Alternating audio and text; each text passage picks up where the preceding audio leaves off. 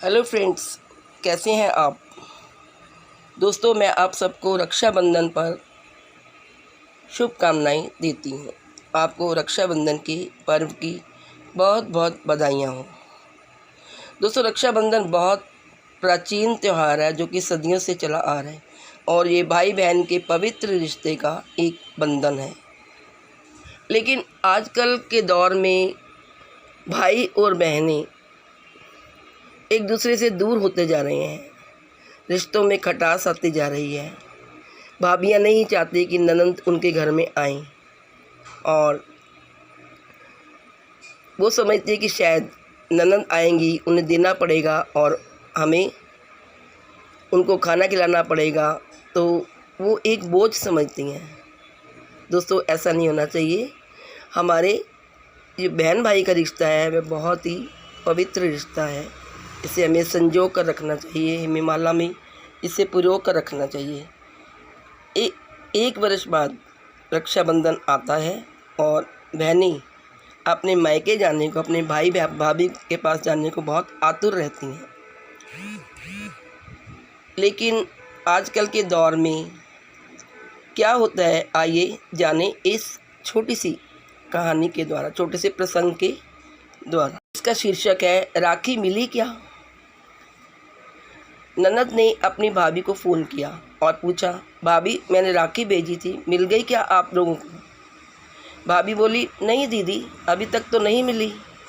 ननद बोली, भाभी कल तक देख लो, अगर नहीं मिली तो मैं खुद राखी लेकर आऊँ।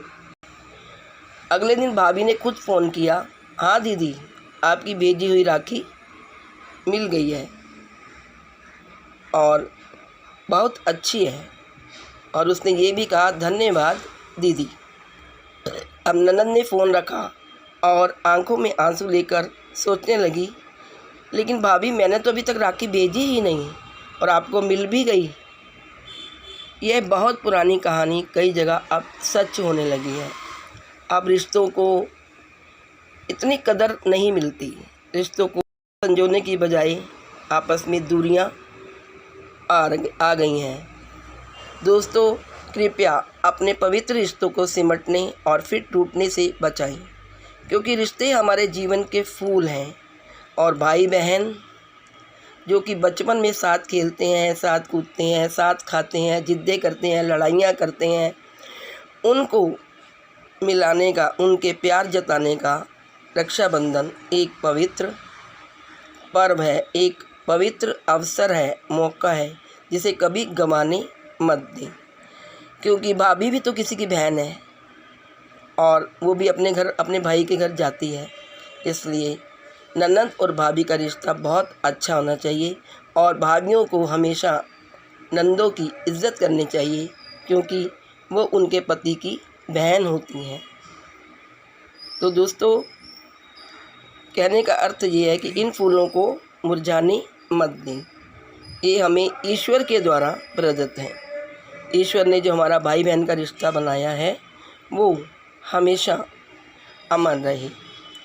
रिश्ते काफ़ी अनमोल होते हैं।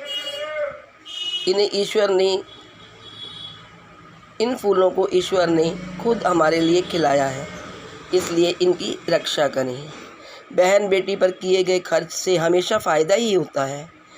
बहनें हमें चंद पैसे लेने नहीं, बल्कि हमें बेशकीमती दुआएं देने आती हैं, हमारी बलाओं को टालने आती हैं, अपने भाई भाभी व परिवार को मोहब्बत भरी नज़र से देखने आती हैं।